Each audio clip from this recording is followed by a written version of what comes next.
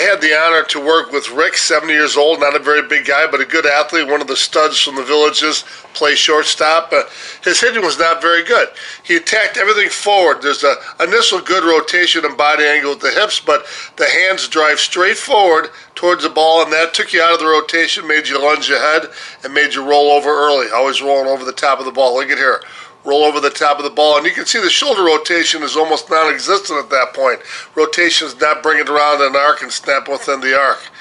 And it makes you early all the time, makes you hit a lot of ground balls, and just we have to understand that the rotation has to be in the arc. You look at Jason Magnum here. Watch how the shoulders rotate, and watch how the hands drive the knob inside. Where you're going ahead and forward, watch how Magnum comes around, and he'll rotate in an arc, and he'll drive his hands inside the ball, and he'll get a side X snap and then finish all the way around.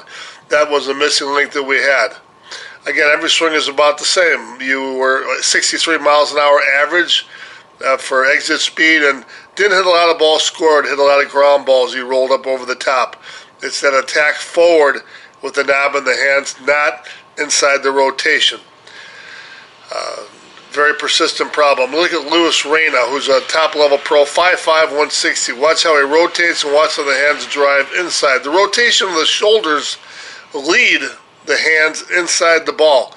I don't want to say where Reyna aims, but we got you aiming inside the ball and made a big difference. It keeps you in an X snap, and then actually if you aim inside the ball, the bat head comes forward before you actually snap, and it enhances the ability to get a great snap with a lot more consistency. Watch Brett's hands here.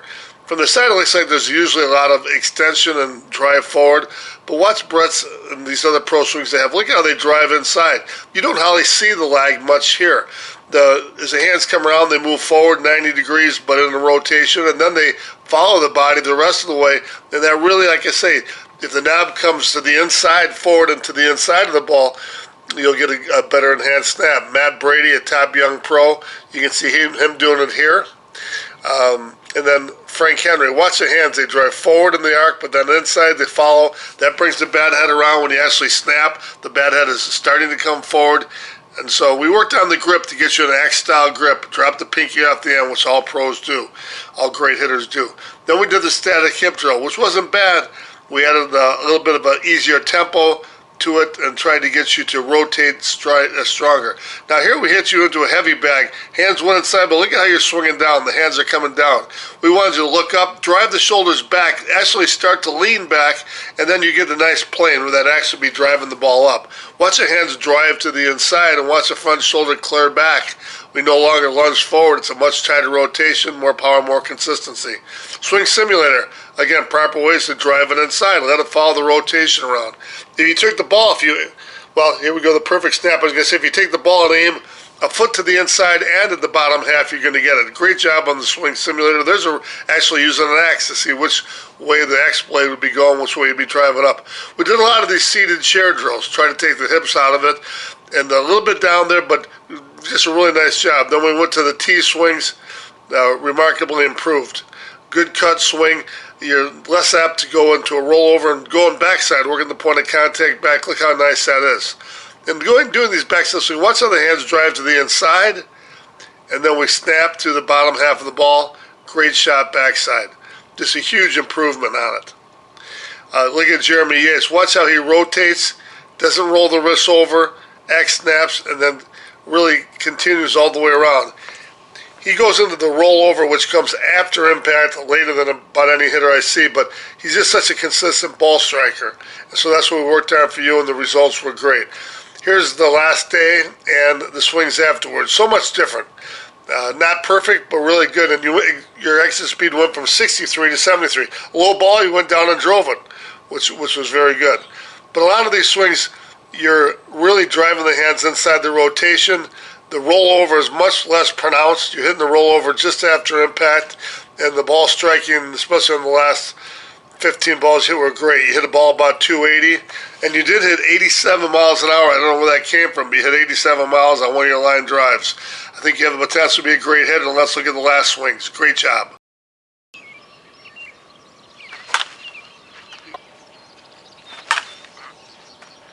at that.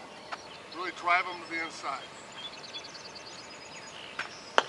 You got a low pitch, You get a little pitch, don't try to drive, don't try to lift it, just drive it, okay? Right.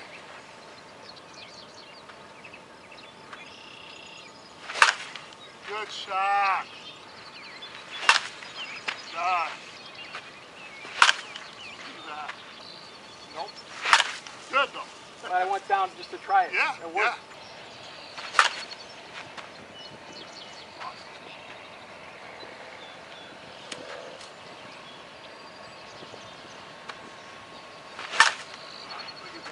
I saved the best one for last. Where was your aiming point for the hands on the rotation? 1 foot inside the ball. And that kept your hands following the rotation. Exactly. For me was visualizing that driving. When you showed me how to do it close up, then I realized it was boom. It was getting it inside quick and just snapping it. And then adding the top hand on the drive too, right? Right. And before your top hand would be so dominant, that was part of the reason you roll Right. over. But I think the biggest key too is that we don't attack linearly towards the ball.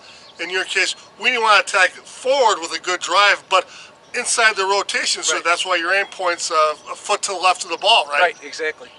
And I actually wasn't so concerned about, I want to say hitting the ball, but I was more concerned about driving the ball, and it felt so much quicker. I felt quicker when I actually drove my hands inside that foot. DeMarini's got, I think, the top premium performance bats. They're not made for a lot of BP or whatnot. They break in. They're great gamers, great performance bats. What'd you think of the performance off of those barrels? Oh, I thought they were fantastic. There was a big sweet spot to me, and they were really good through the zone. Hit subscribe and keep watching for the episodes. And you can also pick them up on sportstechnique.com under YouTube. Swing Makeover, we're trying to get them updated, all in order with a description, easy way to look for them. Summer lessons here in Wisconsin are open for Brett and I. Brett does swing analysis by video exchange, and also in September we'll open up our 6 winter camps in Florida, 6 athlete camps. There's a waiting list for it, so send me an email. I'll be glad to put you on the list to register. Also on the West Coast, our buddy Steve Imlay, who's been involved in a lot of our Swing Makeover stuff. He does a teaching at sliacademy.com. I want to thank our main partners, DeMarini. A shout out to the Evil One Bob Sports. We use Evil Rockets and the 44-375s. GT.com, we use the GT and the clicker stick. Great parts of our training. If you want a swing simulator, they're at sportstechnique.com.